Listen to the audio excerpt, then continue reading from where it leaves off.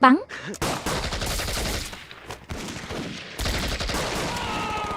Xông lên, xông lên.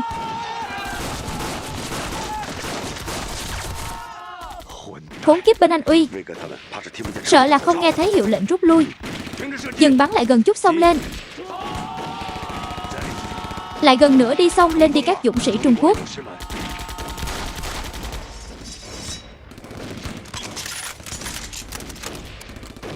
Bụi cây không có gì sẽ không có mai phục đâu. Lúc này binh lực của giặc yếu vẫn chưa tỉnh ngủ.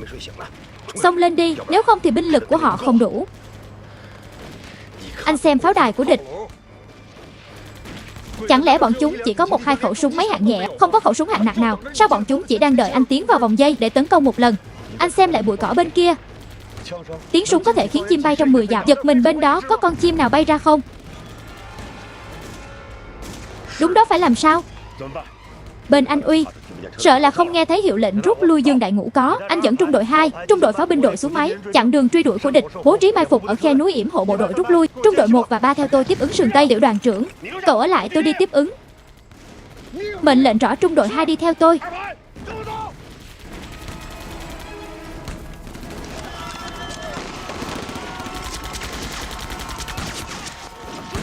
Súng máy yểm hộ.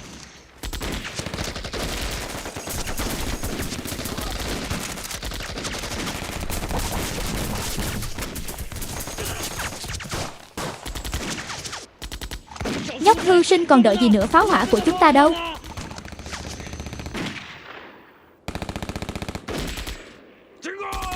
Tiến công.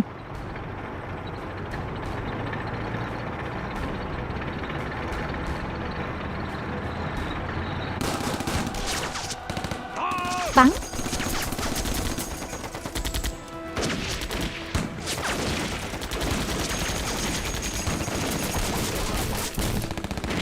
Khai pháo.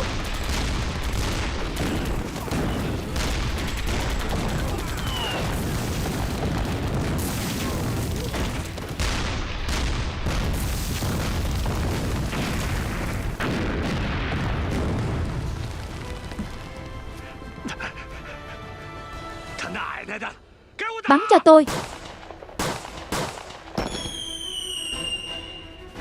Xông lên. Xông lên.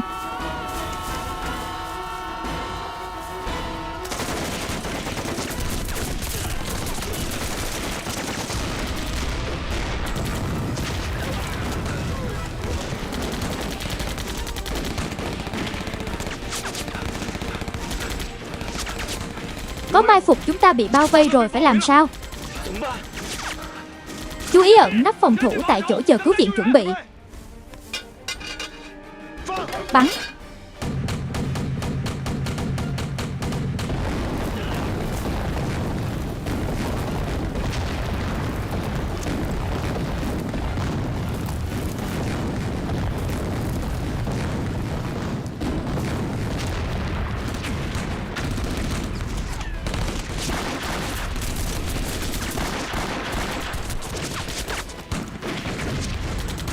Trung đội trưởng Dương dẫn người chặn đánh đợi mình. Lệnh rút lui, còn lại đi theo tôi rõ.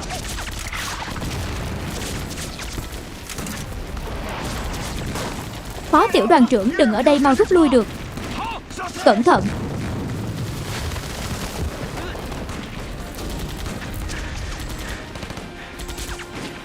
Tiểu đoàn trưởng. Tiểu đoàn trưởng cậu sao rồi? Rút. Mọi người mau rút, rút lui, rút.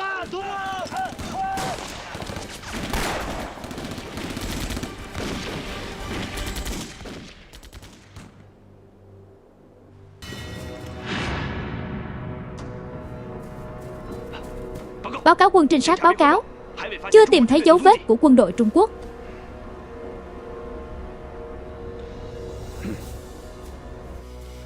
Từ Tùng Sơn tới chỗ này, lẽ ra phải tới rồi chứ. Có khi nào họ lạc đường không? Không thể. Bọn chúng đều là những lão làng, sống trên núi trên rừng rành, từng đường đi ở đây quen thuộc như đồ đạc trong nhà, sao lạc đường được? Vậy chúng đi đâu được chứ? Chúng sẽ tới nơi nào khác.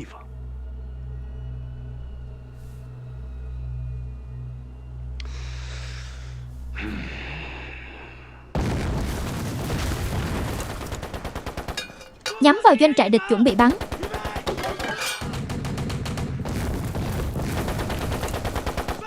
Bắn.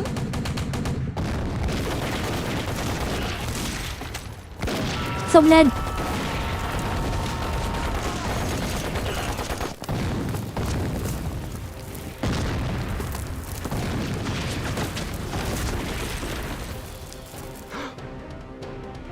Chẳng lẽ tới doanh trại rồi?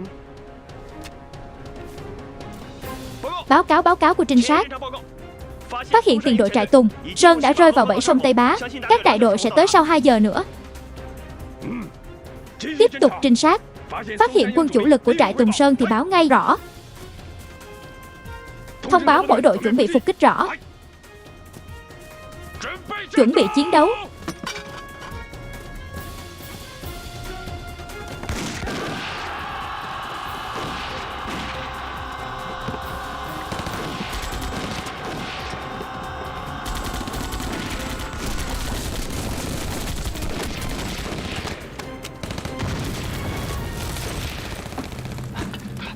Mau gọi đội trưởng yêu cầu tiếp viện. Gọi đội trưởng Bắc Lộ. Quân tấn công doanh trại yêu cầu tiếp viện.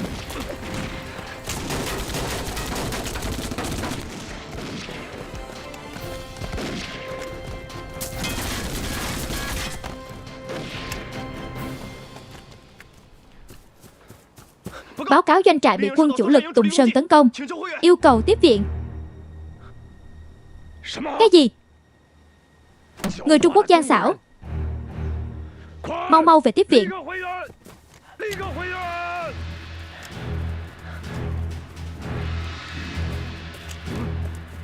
Vị trí phục kích của Bác Lộ quân ở Giang Nam Hà.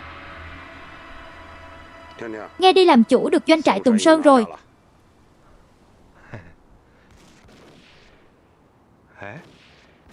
Sao lại đánh nữa rồi?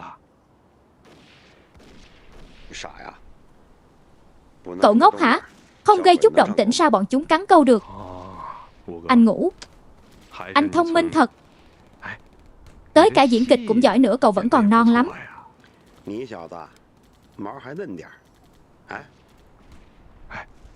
Vậy anh Uy và tiểu đoàn trưởng đã bàn từ trước rồi hả? Vậy sao phát hiện được lão Xuyên Tử về bàn bạc? Bàn bạc gì? Lúc bắt nhốt anh Uy và Lôi Tử lại, tôi suýt thì rút súng đó. Chính tiểu đoàn trưởng đã nhìn ra được chuyện bọn Nhật có mai phục, nên đoán có nội gián. Vậy mới cùng anh Uy diễn vở khổ nhục kế. Vậy anh Uy diễn cũng được đó chứ. Anh Uy thẳng tính mà anh ấy biết còn muộn hơn tôi. Lúc anh ấy chạy vào nửa đêm, vẫn còn bực tức nói phải đợi chính ủy ban tới minh quan. Đợi đã để tôi nghĩ đã. Anh Uy vừa chạy, rồi chúng ta di chuyển chỗ trong hỗn loạn.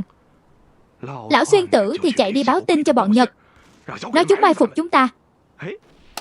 Ai mà biết chúng ta có kế điệu Hổ Ly Sơn chứ. Cái này cậu không hiểu rồi. Này là liên hoàn kế. Vụ lão Xuyên Tử con cáo đó lòi đuôi ra. Cứ vụ này nối tiếp vụ kia khiến bọn Nhật rơi vào kế. Tên thúi cút qua bên kia, tôi chưa tính sổ với cậu đâu. Hầu tử, tôi thấy cậu diễn kịch giỏi nhất đó. Khóc lóc nước mắt mũi tèm lem, khiến tôi hoảng loạn luôn đó. Tiểu Quang đâu? Chết rồi cái gì?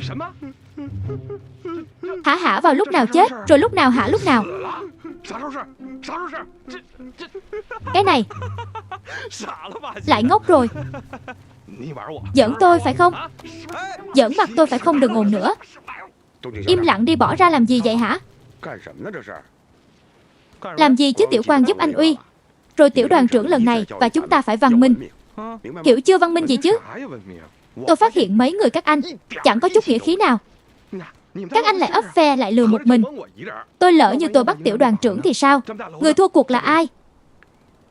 Nếu chuyện này mà để lộ ra ngoài, đừng nói điều Hổ Ly Sơn, lão Hồ Ly Xuyên Tử cũng không cắn câu được.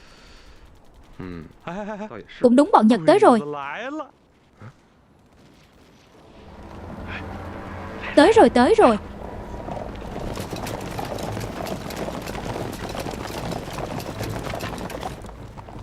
Chú ý ẩn nấp chuẩn bị chiến đấu.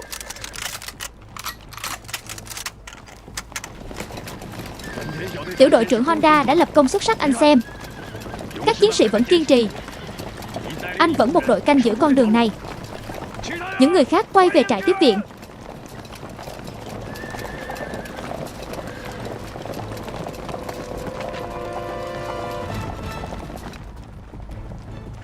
Sinh tử cầu dẫn 2 trung đội đi đường vòng ra sau núi, thiết lập phòng thủ dọc sông phía nam, đợi bọn Nhật vào núi rồi đuổi theo từ phía sau. Nhớ kỹ, đây là lệnh của tiểu đoàn trưởng. Kiên quyết thực hiện mệnh lệnh, đảm bảo hoàn thành nhiệm vụ. Đi được, đi đây. Đi theo tôi. Mau tăng tốc tiến lên. Toàn bộ binh mã mau tiến lên.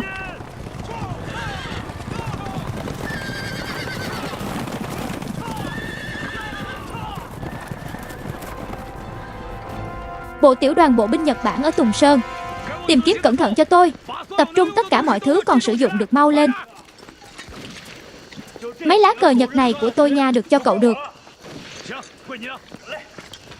Lôi Tử khoan vội đã. Tiểu đoàn trưởng, chúng ta giữ lại cờ hiệu có ích gì? Cầm đầu. Lính canh tiền tuyến báo cáo bọn Nhật từ sông Tây Bá đang quay lại. Chúng tới Trì Nam Hà rồi. Tham mưu trưởng đã làm theo kế hoạch, tới địa điểm phục kích, chuẩn bị tấn công địch.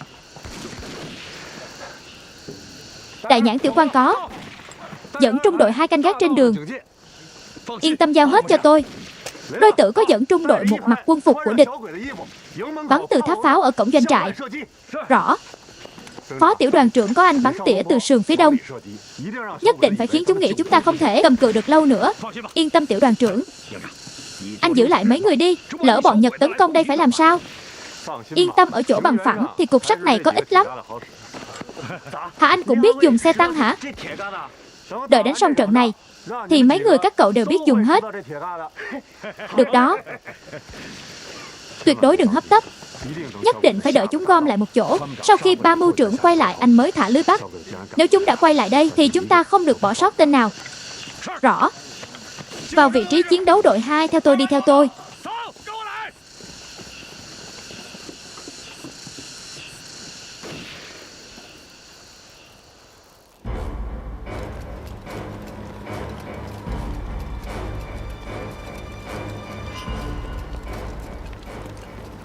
Tham mưu trưởng, pháo binh của địch tới rồi, làm thôi đừng vội. Đợi phía sinh tử có động tĩnh đi đã.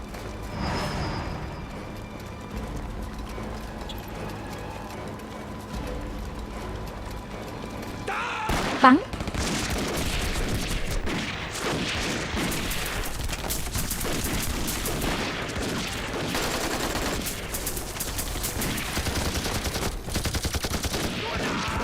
Bắn cho tôi.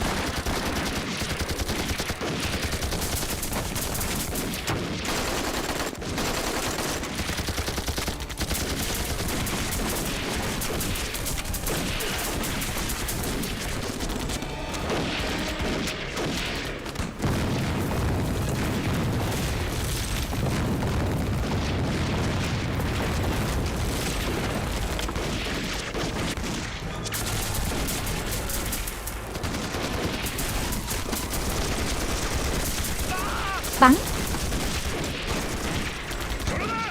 Lựu đạn.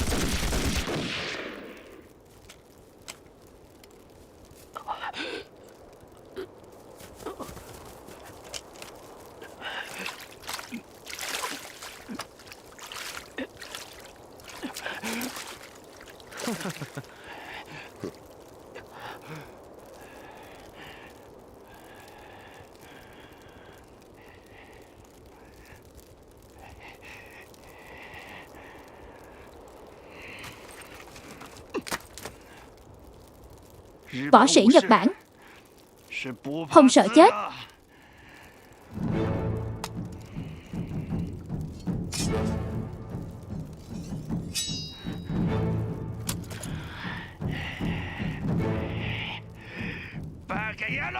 Khốn nạn cho ngươi về trời.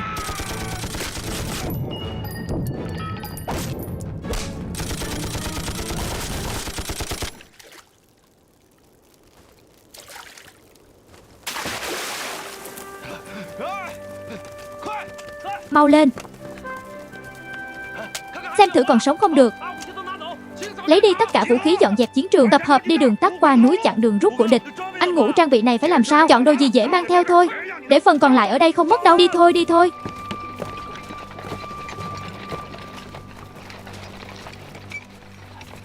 Mau lên 9 triệu viên. Bắt sống một tên rồi. Quân Nhật và Ngụy quân ở đây đều chạy rồi. Tiểu quan đã cải trang trà trộn vào trinh sát, rồi nhân viên y tế băng bó cho hắn đi. Sao lại có hỏa hoạn trong trấn vậy? Có phải do các cậu không muốn tiêu diệt sạch trấn hả? Không phải, trưởng quan bọn tôi chỉ đốt doanh trại của trấn. Nghe nói hoàng quân, không, nghe nói bọn Nhật đang đánh trận. Trấn trưởng cử người tới xem tôi. Tôi biết Bác Lộ quân đánh xuống núi nên muốn chạy. Tôi cũng sợ bọn Nhật tính sổ nên mới đốt nhà, rồi báo với bên trên là Bác Lộ quân chiếm được doanh trại, lại tấn công vào nhà bọn tôi, đánh không lại mới chạy. Chân cậu làm sao? Sao không giải thích với bọn Nhật đi, khốn nạn. Bọn tôi đi đường tắt leo núi về huyện, không ngờ lại dẫm phải bẫy do thợ săn làm. Họ cũng mặc kệ tôi luôn, còn lấy súng của tôi đi mất. Cứ vậy mà để lại tôi làm mồi cho sói đáng đời. Làm Hán Giang đều đáng bị sói ăn thịt. Hai cậu áp giải cậu ta về danh bộ, báo cáo tình hình bên này cho tiểu đoàn trưởng. Những người khác chuẩn bị theo tôi vào trấn. Rõ. Đi. Đi.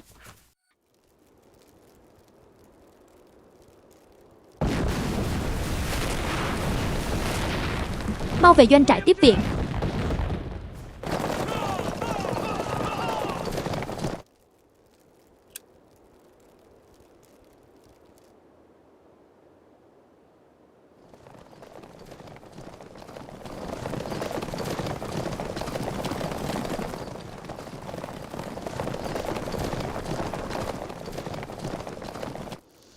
Đừng đứng nữa. Bắn.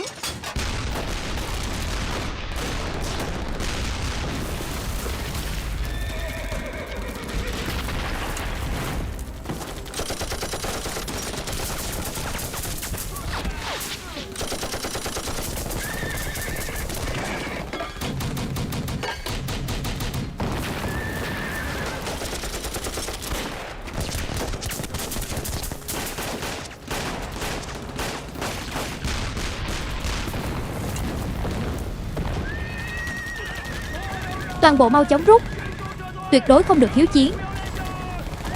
Mau lên.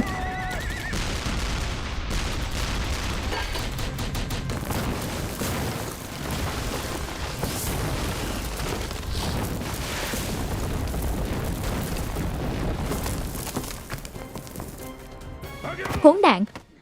Rõ. Vị trí của Tùng Sơn quan trọng cỡ nào? Cậu lại ngu xuẩn, để mất nó rồi. Takahashi sẵn sàng mổ bụng chuộc tội. Có chết thì chết trên chiến trường giành lại Tùng Sơn. Cậu hiểu chưa? Rõ.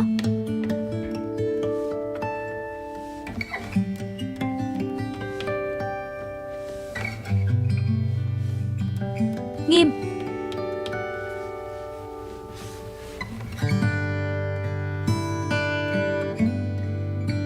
Tư lệnh gửi điện báo.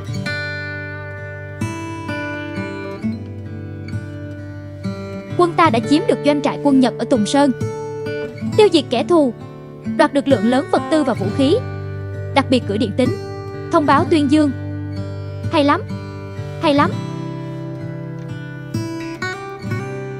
Dù bây giờ chúng ta đạt được chút thắng lợi, nhưng chỉ là bước đầu tiên thôi. Để đạt được thắng lợi và thành công lớn hơn, chúng ta cũng cần kiềm chế bớt nóng nảy và sự kiêu ngạo. Tiếp tục cố gắng. Có tự tin không? Có. Tham mưu trưởng. Có. Giới thiệu tình hình Tùng Sơn cho mọi người đi. Được.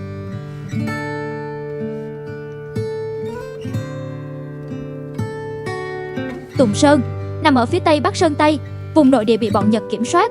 Bây giờ chúng ta chiếm được pháo đài Tùng Sơn, nhưng với chúng ta giống Tôn hầu tử chui vào bụng vợ của Ngưu Ma Vương vậy. Nói cách khác, chúng ta sẽ phải đối mặt với nhiều cuộc vây hãm của có thể bị tiêu diệt bất cứ lúc nào. Cũng có thể nói chúng ta đang trong tình thế nguy hiểm. Không chú ý sẽ bị rơi vào bẫy và bị nuốt chửng ngay. Đúng. Nhưng đây mới là điều tuyệt vời của Tùng Sơn. Tuy địa hình nguy hiểm, nhưng lại ẩn mình giữa núi non. Quân Nhật Đông và hỏa lực mạnh, cũng không thể mở rộng tấn công. Tôi tin các lãnh đạo cấp cao lúc đầu nhìn trúng địa thế hiểm trở của Tùng Sơn, mới lệnh cho đội du kích chúng ta tập hợp và lập căn cứ ở đây. Nên tôi đoán hiện tại chúng ta vẫn tương đối an toàn. Cho tôi nói mấy câu với tham mưu trưởng nói rất có lý. Tạm thời chúng ta sẽ an toàn, nhưng tôi không hoàn toàn đồng ý. Tuy bây giờ bọn Nhật mất Tùng Sơn, nhưng nhất định sẽ tìm thời cơ báo thù. Hơn nữa chúng ta chém ngay eo của địch một nhát. Bọn chúng chịu được không? Một khi bác lộ quân chủ lực phản công, chúng ta chính là lưỡi dao sắc bén đối với bọn Nhật ở Bình Ấp. Đánh giá từ kinh nghiệm trong quá khứ, bọn Nhật sẽ không cam tâm để chúng ta bành trướng đâu. Cho nên chúng ta không thể coi thường được. Phó tiểu đoàn trưởng nói đúng, chúng ta tuyệt đối không được mạo hiểm. Tham mưu trưởng, giới thiệu tình hình quân Nhật ở những nơi lân cận Tùng Sơn cho mọi người đi được.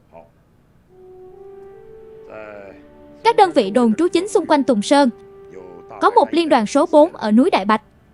Nhưng theo báo cáo đáng tin cậy, nhiệm vụ mới liên đoàn này đảm nhận là sắp bị điều động qua mặt trận khác. Vậy nên mối đe dọa lớn nhất của chúng ta vẫn là thành Bình Ấp. Đối thủ cũ của chúng ta, lữ đoàn số 2 của Shinzo Muto. Ông ta còn 2 liên đoàn bộ binh dưới trướng, một đội pháo binh trực thuộc lữ đoàn và một phi đội xe tăng thiết giáp. Sức mạnh quân đội không dưới 7.000. Chúng ta không thể xem nhẹ đâu. Binh lực của họ không dưới 7.000. Tham mưu trưởng anh thiếu một cái rồi. Bọn chúng đã bị thiếu một trung đội rồi. Thiếu gì mà thiếu? Nói cho mọi người biết, thắng lợi lần này của chúng ta giống như nhổ một cọng lông của một con thú thôi. Dù bọn Nhật ở núi Đại Bạch bị điều đi, nhưng đối với chúng ta, lữ đoàn số 2 vẫn là một đội quân hùng mạnh lắm. Với thực lực của họ, muốn đoạt lại Tùng Sơn của chúng ta là chuyện ngày một ngày hai thôi. Chỉ là bây giờ chúng vẫn chưa biết bước tiếp theo của chúng ta. Nếu nắm bắt được rồi, chúng ta xuống núi thiết lập căn cứ. Vẫn là câu nói cũ, họ để yên cho chúng ta bành trướng không? Mặc dù tình hình trước mặt có lợi cho chúng ta, nhưng chúng ta cũng không được mất cảnh giác. Trạm gác ra vào Tùng Sơn phải được canh chừng nghiêm ngặt. Thứ nhất, ngăn địch đánh úp. Thứ hai, ngăn gián điệp lẻn vào gây thiệt hại. Lữ đoàn số 2 mặc dù đang nhắm vào chúng ta không rời, nhưng chúng ta cũng vậy, cũng đang hăm he vào bọn họ. Các đồng chí từ Ủy ban Bình Ấp đã cử người tới Tùng Sơn liên lạc với chúng ta rồi, cho nên chúng ta cũng sẽ biết được động thái của địch ngay đầu tiên. Chúng ta cũng không phải thần hồn nát thần tính, sợ bóng sợ gió nữa. Tham mưu trưởng, anh liên lạc được với các đồng chí ủy ban chưa chuyện tiếp đón giao cho anh đó. Tôi hiểu rồi phó tiểu đoàn trưởng. Điểm canh gác và chuyển tiếp do anh triển khai bố trí đó. Tôi đã sắp xếp xong rồi. Canh gác bí mật và trạm kiểm soát tôi đã bố trí hết rồi. Theo như anh dặn dò, chúng tôi không tiến vào chiếm giữ, chỉ lập hàng rào xung quanh cảnh giác. Tiểu đoàn trưởng, tôi không hiểu lắm. Bây giờ chúng ta tới được chỗ này rồi, tại sao không cua chiên đánh trống tiến vào chiếm giữ? Đây cũng là cơ hội tuyệt vời để mở rộng căn cứ và bổ sung quân đội. Nhưng chúng ta cứ ở trong doanh trại cả ngày, dán vài tờ thông báo chỉ thị cho yên tâm, cũng chẳng lộ mặt. Liệu điều này có khiến dân làng tức giận, thậm chí sợ hãi không? Đúng vậy, người dân đợi chúng ta nhiều năm như vậy. Giờ chúng ta về rồi, lại không vào đó. Như vậy sẽ không có lợi cho chúng ta thành lập căn cứ sau này. Hay giờ chúng ta vào đi một cách oai phong vào. Đúng sớm còn hơn muộn. Đại nhãn tiểu quan 2, cậu nói về tình hình trong trấn Tùng Sơn cho mọi người biết đi được. Hôm tấn công tôi phụ trách chỉ huy một trung đội cảnh giác ngụy quân ở trấn Tùng Sơn. Đồng Hương, đồng Hương, đừng chạy, bọn tôi là bác lộ quân.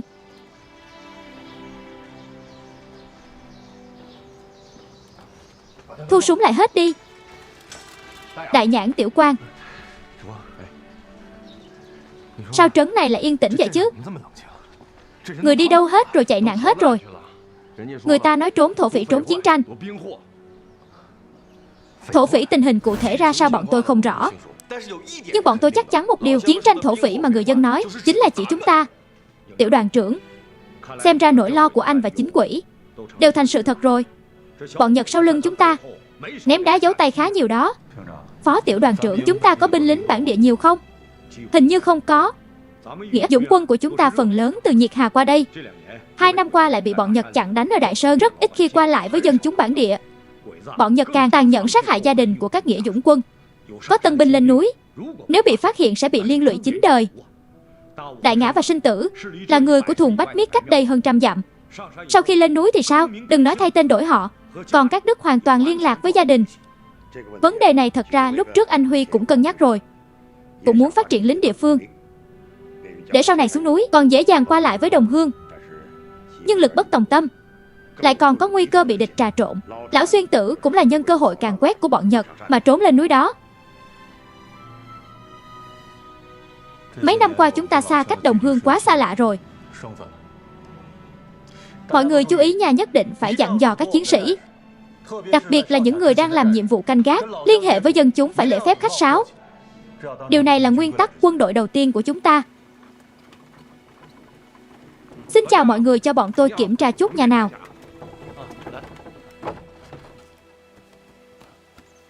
Giúp một tay đi được. Cảm ơn, đi thông thả được. Tiếp theo đồng hương cho bọn tôi kiểm tra chút. Cảm ơn, đi thông thả.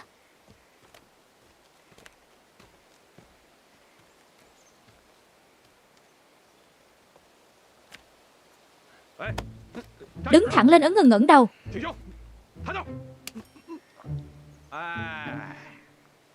Chúng ta ít gì cũng phải có chút dáng dấp đàn ông chứ.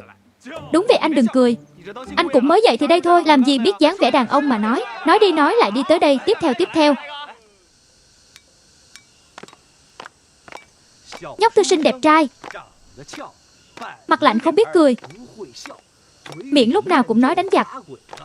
Bọn Nhật vừa nghe liền khiếp sợ, lớn tiếng hét cúi lại cầm đầu. Hay lắm. Sáng tác hay lắm. Vậy anh nói chỉ cần anh ấy hét một tiếng, bọn Nhật liền mở cổng chịu trói chịu bị bắt. Còn dập đầu hàng hả? Tôi gặp bọn chúng cũng không ít. Làm gì ngốc vậy chứ? Đúng đó, chém gió rồi nói mọi người nghe. Cầm giúp tôi. Cái này mà chém gió gì nói về nha. Mọi người có biết tại sao lãnh đạo cấp trên cử cầm đầu tới trại Tùng Sơn của chúng ta không? Tại sao cái này sao không biết được? Anh ấy đánh trận biết phối hợp tác chiến, chắc chắn được cử tới rồi đúng không? Đúng đó. Đó là cầm đầu còn khiêm tốn đó. Mọi người không biết thôi. Chỉ cần cầm đầu bọn tôi lên chiến trường, bản lĩnh đó mấy người các cậu bây giờ phục chưa? Bây giờ trừ bọn Nhật ở trong thành Bình Ấp, những khu vực xung quanh cơ bản nằm trong phạm vi của chúng ta. Tiểu đoàn trưởng Anh Uy, có khách hạ để tôi giới thiệu. Đây là đồng chí của Ủy ban thành Bình Ấp, quản lý Dương trưởng Ủy ban Triệu. Hai người này là người tôi mới nói với các anh lúc. Phó tiểu đoàn trưởng đồng chí Lưu Tân Uy, tham mưu trưởng Dương Đại Năm. Gặp được người thân rồi, đi đường vất vả rồi. Hai hổ Tùng Sơn, đã nghe danh phó tiểu đoàn trưởng và tham mưu trưởng từ lâu, hôm nay cuối cùng cũng gặp được. Đừng nghe họ nói linh tinh. Tôi nghe chính ủy ban nói lâu rồi. Đảng của chúng ta ở Bình Ấp toàn những người chăm chỉ tài giỏi. Sau này doanh trại Tùng Sơn chúng tôi có việc gì, xin nhờ đồng chí ủy ban hết lòng hỗ trợ nha. Không dám, người nhà chớ nên khách sáo. Chúng tôi vừa họp ở ủy ban tỉnh về, nghe nói Tùng Sơn đại thắng nên mới đặc biệt vòng qua đây. Các anh đúng là tài giỏi. Các đồng chí đúng là khích lệ được lòng người. Sau khi bọn tôi về nhất định sẽ tuyên bố, để người dân đều có thể vui mừng phấn khởi được đó. Công việc tiếp theo của chúng tôi chính là mở rộng lòng dân. Về mặt này chúng tôi ít kinh nghiệm, vẫn nhờ đồng chí ủy ban giúp chúng tôi một tay nha. Đúng không? Đúng. Sau này xin nhờ các đồng chí ủy ban giúp đỡ nhiều đó. Sợ là chúng tôi vẫn chưa thể giúp gì được nhiều. 2 năm trước ủy ban địa phương bị bọn Nhật và Ngụy quân phá hoại một lần, chịu tổn bại rất lớn. 2 năm nay tuy khôi phục được chút, nhưng lực lượng còn ít. Hơn nữa trọng tâm của ủy ban hiện giờ vẫn là công việc tình báo Nhật Bản. Tôi thành thật xin lỗi. Không nói trước được. Dù sao chúng ta cũng cùng một mục tiêu mà. Bọn Nhật ở Bình Ấp là giới thượng lưu, quân đội Nhật là mối đe dọa lớn của chúng tôi. Các anh canh chừng chúng cũng chính là hỗ trợ lớn nhất cho chúng tôi rồi. Đúng. Anh yên tâm, thành quỹ và khu quân sự ra chỉ thị đặc biệt cho chúng tôi. Sau này chuyện tình báo này, bọn tôi sẽ tiếp liên hệ qua điện đài với Tùng Sơn. Vậy thì tốt quá. Sau này bọn Nhật có động thái gì thì chúng ta cũng xem như là có Thiên Lý Nhãn và Thuận Phong. Nhỉ rồi. Đúng vậy, sau này chúng ta sẽ liên lạc trực tiếp. Đúng, không thành vấn đề. Chúng ta ngồi nói chuyện đi nào, ngồi đi nào, ngồi đi. Mọi người biết không, sao doanh trại chúng ta phải xuống núi? Không biết hả? Không biết. Hợp tác chiến đấu với quân đội lớn chỉ là phần nhỏ thôi. Quan trọng là gì? Chủ tịch Mao nói rồi, một tia lửa cũng thành lửa thảo nguyên. Cầm đầu của tôi dẫn dắt chúng tôi kiến lập căn cứ cách mạng, truyền nhiệt huyết cách mạng, tăng cường hàng ngũ cách mạng. Đúng lúc còn ở Tây Bắc Sơn Tây, cầm đầu chỉ làm dẫn binh thôi. Tôi thì chẳng hiểu gì, còn dẫn theo một đám dân đoàn một mặt canh giữ thôn đó. Lúc đó cầm đầu dẫn 20 mấy người, oai phong lẫm liệt tiến về quê nhà Bồ Dương Trang của tôi. Chuyện này tôi biết lần trước, có kẻ đó phát hiện gián điệp Câm trong nháy mắt và cách nạp lực lượng của các cậu, rồi còn tiêu diệt được cái gì của địch đó. Đoàn tuyên truyền giết người phải không? Không sai, chính là chuyện đó. Cậu ta biết thật kìa. Lần đó 20 mấy người, chưa tới 2 năm. Các anh đoán xem phát triển thành bao nhiêu? Phát triển bao nhiêu người? Đại đội 5 của Bồ Vương Trang một đại đội chứ gì hả? Gì mà một đại đội? Nói ra chắc các anh sợ chết khiếp, nghe kỹ nè. 5 đại đội bộ binh tổng hợp. Đó còn chưa tính trung đoàn pháo binh đó. Ghê vậy, đoàn trinh sát còn dân quân. Còn một tiểu đoàn bí mật đóng vai ngụy quân nữa. Cộng hết lại xem được bao nhiêu? Ghê thật đó, nhiều người lắm đó. Nói gì thì nói, cũng được một liên đoàn nhỏ ha, còn hơn vậy nữa. Dân chúng gần thôn đó một lòng ủng hộ bác là quân bọn tôi. Người tham gia xếp hàng đông như kiến. Lúc đại đội 5 điều chỉnh phòng thủ, dân chúng đưa tiễn 10 dặm, ôm mỗi người chiến sĩ chúng tôi khóc lóc thảm thiết. Người Âm, tiểu đoàn trưởng của chúng ta nhất định đều là nữ. Nếu không thì là cha của các cô gái. Không chừng lúc đó còn nói cô gái này tốt quá, chúng ta ở lại, các cậu tự đi đi. Được rồi, bớt nhảm đi. Nói thật nha, dáng vẻ của tiểu đoàn trưởng đúng là khiến người ta thích đó. Đúng không? Giờ mọi người biết chưa, tại sao lại để cầm đầu của bọn tôi làm tiểu đoàn trưởng, thiết lập căn cứ cách mạng? Không nhờ anh ấy thì còn ai? Đúng vậy đó. Vậy anh nói xem, lúc đó anh ấy không có chức vụ gì, vậy mà chiến sĩ đều nghe anh ấy. Lúc đó bọn tôi đều gọi anh ấy là cầm đầu. Cầm đầu là sao? Cầm đầu hả? Để tôi nói cho nghe. Cầm đầu hả? Rắn mất đầu không chết. Tàu hỏa muốn chạy nhanh thì sao? Phải có đầu máy dẫn đầu chứ. Đúng không? Đúng, phải có đầu máy. Không hiểu hả? Không phải vì tiểu đoàn trưởng bị thương thì đợi đội 5 dưới trướng của anh ấy chỉ có càng ngày càng uy phong thôi. Đúng vậy. Được rồi, anh bớt nhảm đi, anh Đại Nhãn nói tiếp đi. Nói tới đâu rồi ha? À, nhớ rồi, chuyện là vậy.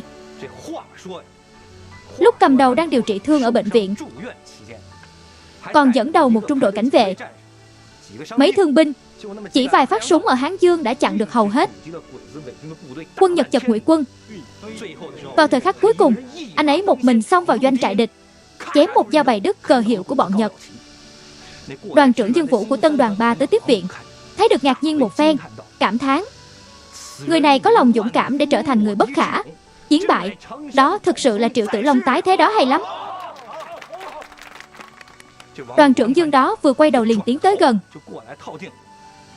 Gọi cái gì mà chiến hữu cũ anh Hắc Tử, gọi nhau thân thiết lắm.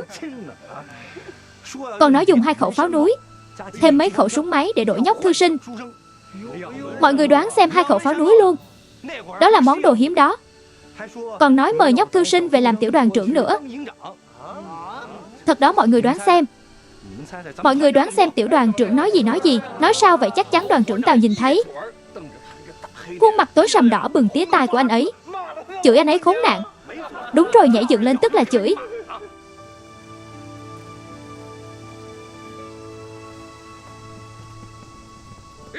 Không dễ gì tới một chuyến, ở thêm vài hôm đi. Đúng vậy, Thành Bình ấp cách chỗ này không xa. Ở lại mấy hôm kể cho các chiến sĩ nghe thêm tình hình công việc tại địa phương, với những điểm khác cần lưu ý nữa là vậy. Thân phận công khai hiện giờ của chúng tôi là làm mậu dịch, lần nào ra ngoài cũng phải mượn cớ lên tỉnh lỵ mua đồ. Lần này cũng không ngoại lệ. Vậy nên không thể trực tiếp về, mà phải tới thành Thái Nguyên trước. Từ Thái Nguyên đi tàu hỏa về thành Bình ấp. Hơn nữa các đồng chí ở nhà ít nhiều gì cũng nhận được một vài tin tức, nhưng chưa chắc chắn. Vẫn nên đợi tin tức xác thực từ chúng tôi đây. Không cần phải miễn cưỡng vậy đâu. Giờ chúng ta có điện đài rồi, liên lạc cũng thuận tiện. Đợi đánh trận thắng, chúng ta sẽ có thời gian gặp gỡ thêm. Đúng Đại Năm. Đảm bảo an toàn cho hai đế chí này đó. Yên tâm bảo đảm không có chuyện gì. Vậy được, đi đường bảo trọng. Lôi Tử, cậu giống như có một lô sắt thép bảo vệ vậy. Đây giống như chiếc xe bọc thép có hai chân đó. Mọi người nói xem phải không? Đúng đó. Cái này không nói quá đâu kỹ. Thuật dùng dao của Lôi Tử là số 1 ở Tùng Sơn này đó. Phải không? Đúng đó. Lôi Tử, hay là thể hiện chút kỹ năng cho mọi người thấy đi. Vậy bọn tôi đi, đúng đó, làm đi thị phạm đi. Có gì đâu mà đừng nói vậy còn giả vờ kìa. Đợi đó nha. Vậy tôi thể hiện chút tài mọn ha, lên đi nào. Gần chút đi được chưa? Gần nữa được chưa? Cứ để lên đầu đi. Không đặt được chứ không phải tôi không dám. Được không đó? Đừng để lên đầu, coi chừng làm người ta bị thương bỏ không được.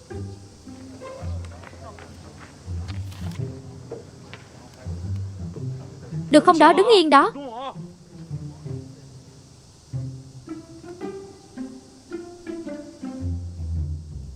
Dương Hiểu Lôi. Có. Làm gì đó Tiểu đoàn trưởng, bọn tôi đang giỡn chút thôi. Cầm đầu Lôi Tử dạy bọn tôi phi đao đó, phi đao. Dùng đồng đội của mình làm bi đỡ hả? Tiểu đoàn trưởng, anh hiểu lầm rồi. Tôi với Lôi Tử giỡn chút thôi, bọn tôi giỡn nhau thôi. Hơn nữa Lôi Tử phi đao giỏi lắm, tay nhắm rất chuẩn, không sao đâu. Tôi giỡn cũng phải có chừng mực.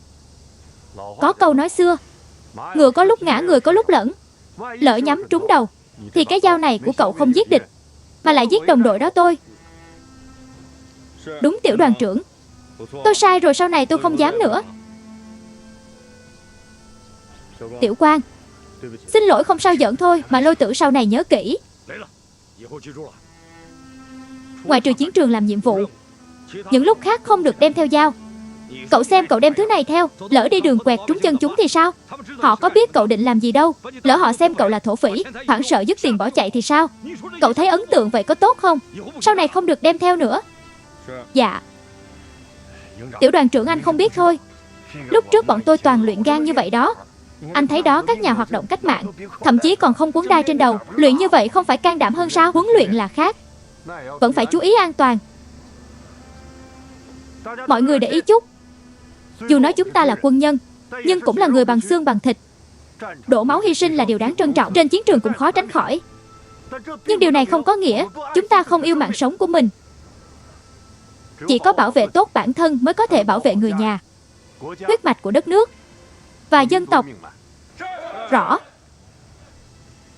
Tiểu đoàn trưởng, tôi biết rồi. Lôi Tử sau này nếu có ngứa tay thì lập một đoàn xiếc lên trấn biểu diễn, có khi lại được dân chúng hoan nghênh đó. Tiểu đoàn trưởng, anh đừng chọc tôi. Không sao, tôi sẽ còn tâng bốc cậu nữa.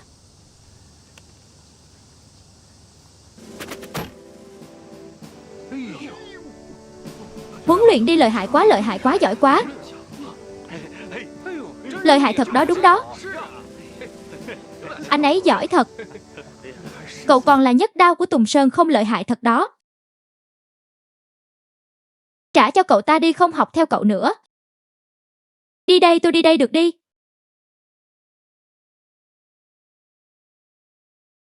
Nhóc thư sinh không biết bản thân còn giấu nghề gì nữa.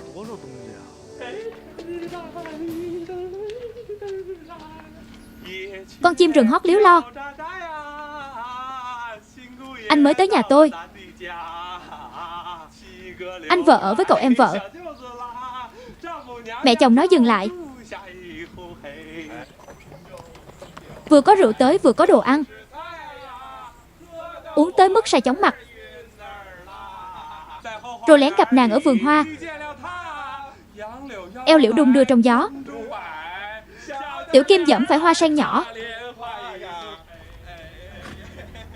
Hải Đào, nhìn kìa, đó không phải thẻ đường do bọn Nhật làm sao? Nhìn không giống người Nhật. Xem kìa, không mặc quân phục.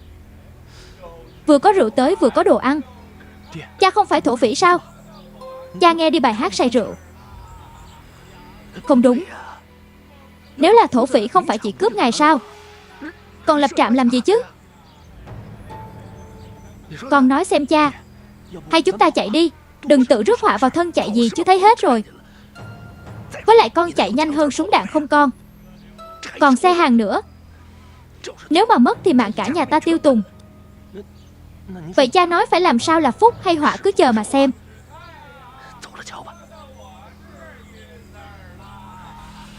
Đi thôi.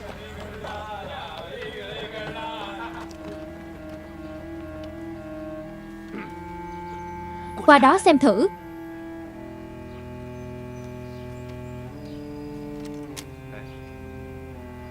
Xem ánh mắt họ nhìn chúng ta kìa. Tưởng chúng ta là thổ phỉ đó. Cược không nào, đi thôi.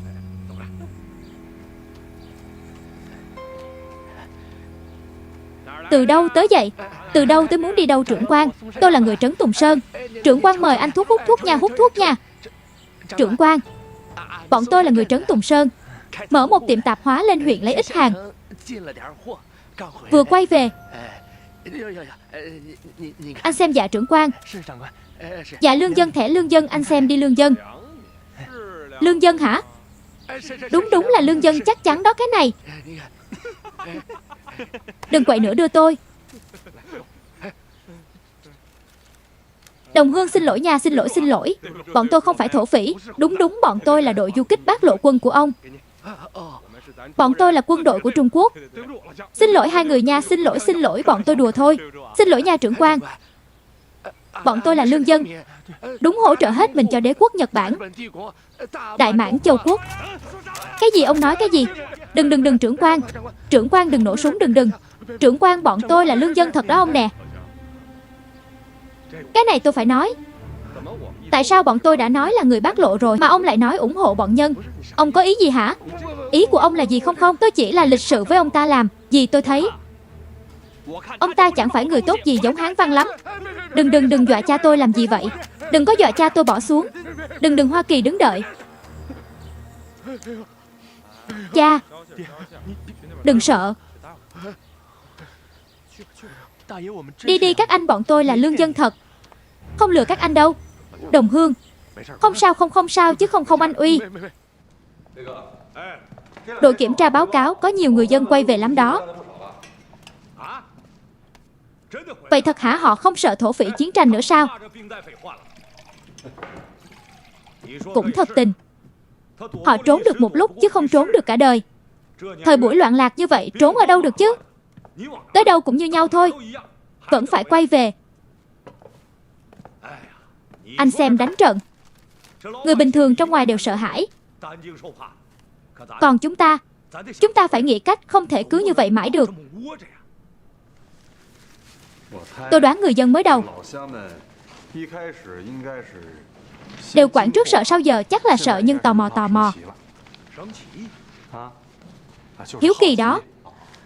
Tâm lý con người, khi sự nghi ngờ và sợ hãi đạt tới đỉnh điểm, sự tò mò càng lớn, càng muốn đào sâu tìm hiểu.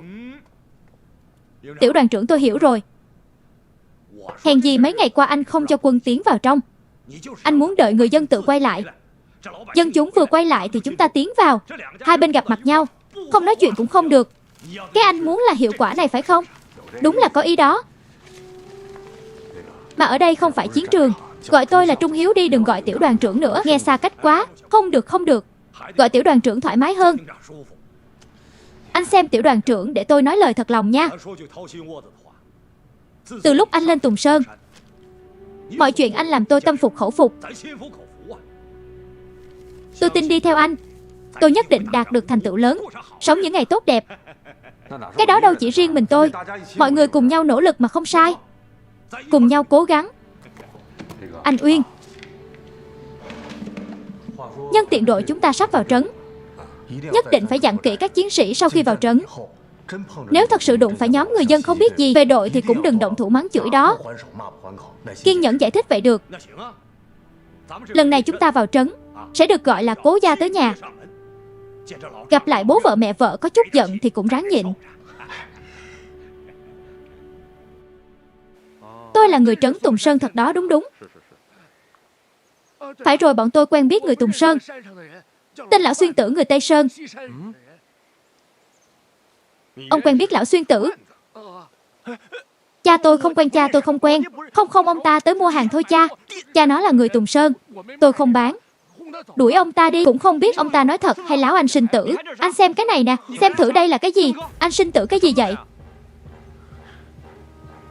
Đây là gì không biết cha. Bên trong có tiếng động cái gì đây, cha chạy thôi.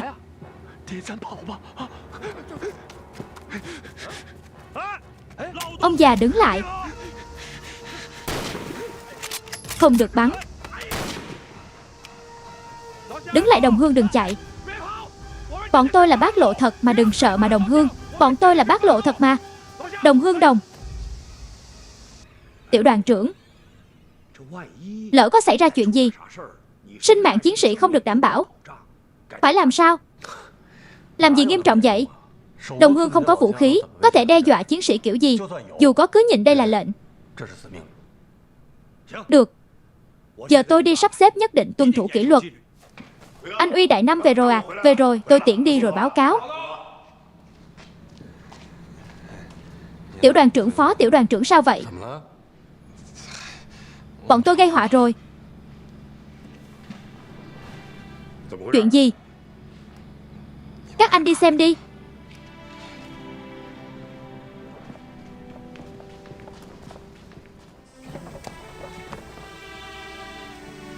Ai nổ súng? Nói đi nói lại kỷ luật rồi không nghe hả? Không phải. Tôi thấy chuyện cũng không hoàn toàn do chúng tôi. Cái này có chắc không làm bị thương ai không? Không có, chắc chắn không có. Chỉ là không biết lúc ông ta chạy vào rừng có tự làm bị thương chính mình không chắc không đâu. Ông ta chạy vào rừng nhanh lắm. Thỏ con không nhanh bằng. Đúng.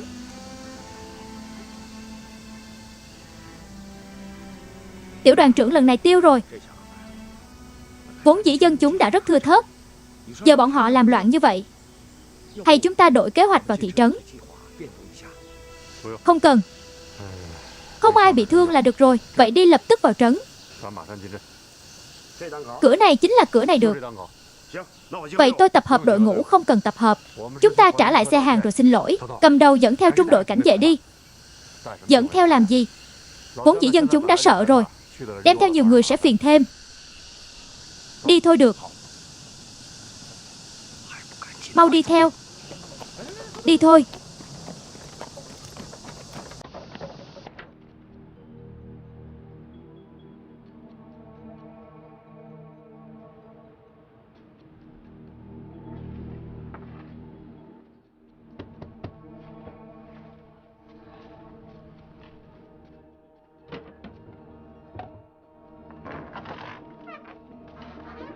Gia đình lão Mã sao rồi? Cha con Mã Gia về rồi.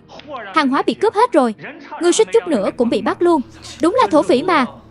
Lần này tiêu rồi. Lần này trốn không thoát rồi, đừng quản. Bọn cầm súng là ai? Họ tự xưng là nghĩa dũng quân đội ngũ của Tùng Sơn. Đúng rồi. Giờ họ được gọi là bác lộ quân đảng Cộng sản. Thành bác lộ quân rồi hả? Nghĩa dũng quân gì chứ? Ngày nay ngọn núi nào mà không có thổ phỉ lấy danh nghĩa kháng Nhật cứu nước, làm những chuyện giết người cướp bóc chứ. Chẳng thua kém gì bọn Nhật Chí Hán Giang. Giờ chúng còn lấy danh bác lộ quân nữa, chúng xứng chắc. Bọn trùm này lại làm gì chứ? Doanh trại này bị chiếm đóng 2-3 hôm nay rồi, cũng chẳng vào trấn. Chúng muốn gì chứ? Dù gì thì chỉ có người dân chịu khổ thôi. Hoàng lần này thoát không nổi rồi.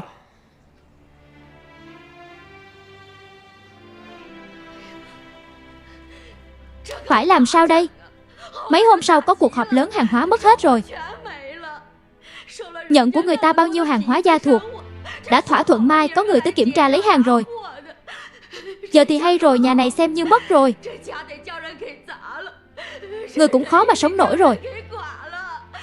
Trời ơi, làm sao sống đây, đừng gào thét nữa. Vào trong. Bọn tôi còn sống quay trở về. Mọi người còn được gặp lại đã là phúc lắm rồi.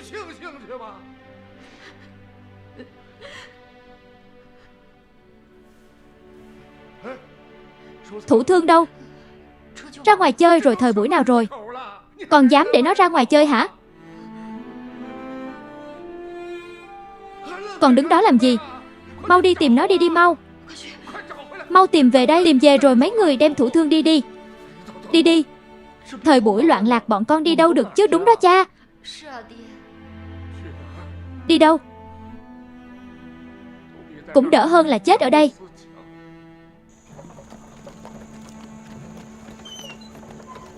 Đồng Hưng.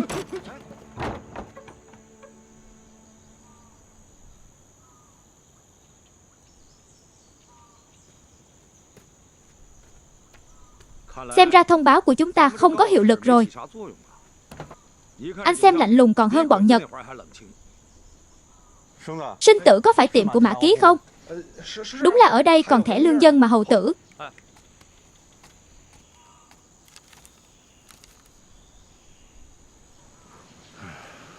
Các cậu ở đây đợi tôi đi hỏi thăm xem được.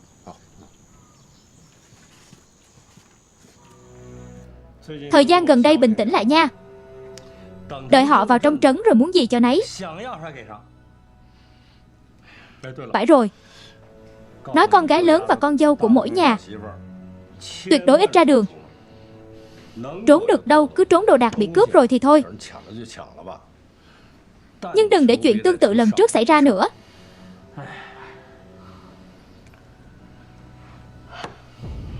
Khi nào chiến tranh mới kết thúc chứ?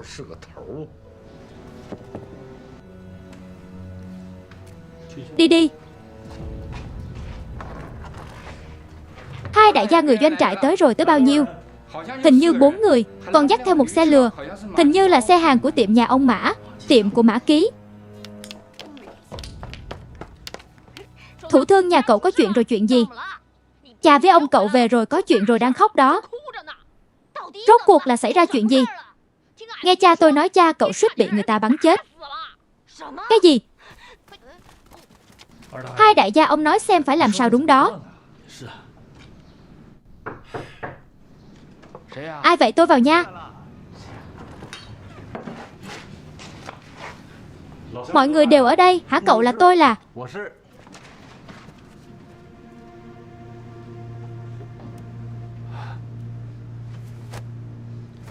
Tôi là người bác lộ quân ở doanh trại Tùng Sơn, chính là đội du kích của quân Nghĩa Dũng cũ. Tôi thấy cáo thị rồi, chính là đội của đại đội trưởng Lưu. Đúng.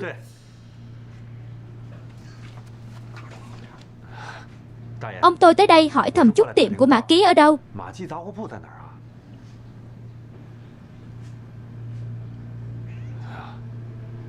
Chắc mọi người cũng nghe rồi. Đội ngũ bọn tôi xuống núi rồi, chiếm được doanh trại của bọn Nhật. Lần này sợ bọn Nhật quay lại làm loạn, bọn tôi đặc biệt dựng trạm kiểm soát ngay trước cửa vào thôn. Chiến sĩ trẻ không biết nói chuyện, lúc sáng gây ra chút hiểu lầm, công dọa ông Mã, sợ chạy mất một xe hàng còn để lại ngoài đó. Bọn tôi thấy tiếc về chuyện này nên đặc biệt và xin lỗi. Xin lỗi gì? Đúng đó. Xin lỗi ông Mã, đương nhiên cũng xin lỗi mọi người nữa. Bọn tôi đánh trận xong vốn nên vào đây chào hỏi mọi người trước, nhưng đội ngũ cần chỉnh đốn hơn nữa. Bọn tôi cả người đầy máu, sợ mọi người thấy lại hoảng sợ. Đây là lỗi của bọn tôi, khiến mọi người kinh hãi rồi làm phiền mọi người rồi. Xin lỗi. Đừng. Trưởng quan đừng nói lời khách sáo. Nào vào trong uống trà đi. Lão Năm lên trà ông ơi. Không cần, tôi chỉ tới hỏi thăm thôi. Ông xem nhà ông Mã mất một xe hàng vậy, trong nhà chắc chắn đang rất lo lắng phải không? Vậy đi lát nữa mọi người tiện thì tôi lại ghé trò chuyện tiếp. Tiệm nhà ông Mã ở bên trái đường có bảng hiệu đó. Trong này. Được rồi, mọi người nói chuyện đi, lát nữa tôi lại qua. Mọi người tiếp tục uống trà đi.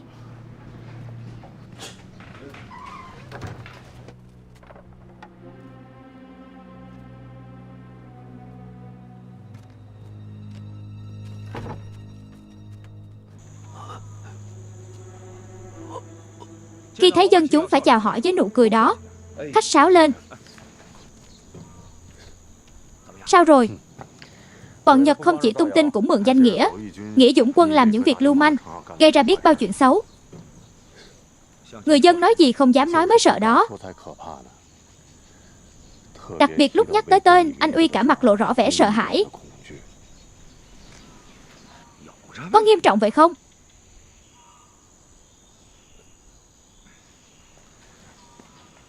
Đi thôi đi. Đi.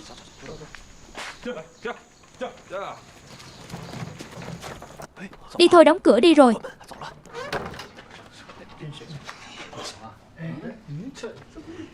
Xem cậu vừa nói gì kìa, nói linh tinh gì đó. Rồi gia đình lão Mã phải làm sao, cậu định làm gì do? Do tôi thấy anh lính đó nhẹ nhàng lịch sự. Hơn nữa họ còn đánh đuổi bọn Nhật chiếm doanh trại. Không phải Bác Lộ Quân, Nghĩa Dũng Quân thì có thể là ai chứ? Hồ đồ. Cậu đúng là... Xem kìa, vậy tôi phải tranh thủ đi xem thử. Kẻo nhà lão Mã lại có chuyện gì. Mau đi đi. Lúc nào về nhớ nói một tiếng đó.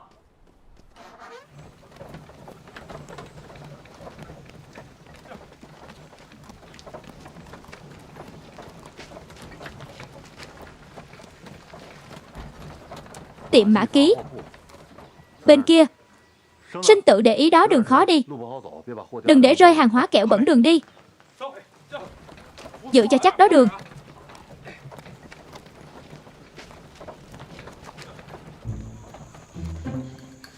Thủ thương. Làm gì xem kìa.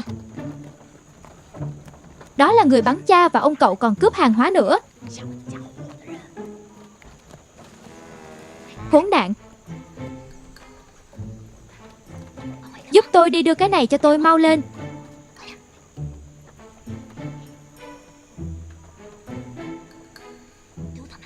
Dám làm không chó mới không dám, họ có súng. Cha với ông cậu còn sợ. Hay là chúng ta không phải đàn ông ở bên này đợi đi. Tôi sợ gì chứ, tôi chỉ lo cho các cậu đi.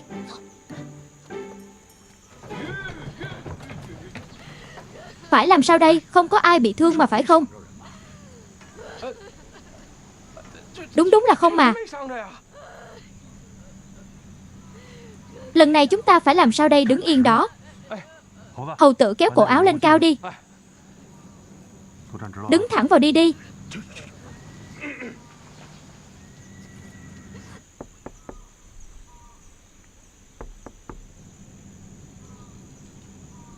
Mã trưởng ủy, bọn tôi là Bác Lộ Quân ở Tùng Sơn. Lúc chiều có chút hiểu lầm, thật có lỗi với ông. Bọn tôi tới xin lỗi ông.